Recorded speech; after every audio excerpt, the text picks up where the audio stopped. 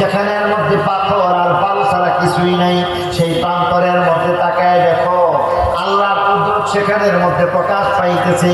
তাদের জাহাল আমাদের তাহতাকে সারিয়া, দেখো দেখো পাথরগুলি ফেটে মরুভূমির বালু ভেদ করে কেমন করে জমজমের পানির মতো ঠান্ডা শীতল একটা পানির নহর এবং ফোয়ারা হয়ে গেছে।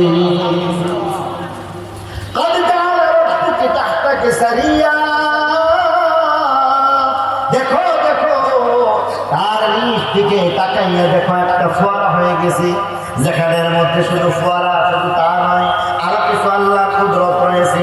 কেমন কি ধরনের কুদরত রয়েছে বলেন যে দেখো তোমার পিছনে কি দেখা যায়, বলেন যে আমার পিছনে একটা মরা খেজুর গাছ রয়েছে। এবার তিনি বলতেছেন শুনো, এবার তুমি তোমার একটু খেজুর গাছের কুদরতের দিকে তাকাও। তুমি দাঁড়িয়ে যাও, দাঁড়িয়া সেখানের মধ্যে খেজুর গাছের মরা ঢাল রয়েছে, মরা ঢালের মধ্যে তুমি ধরো, ধরার পরে একটু নাড়াচাড়া দাও, সেখানের মধ্যে দেখবে আল্লাহ কুদরত সেখানেও অপেক্ষা করে।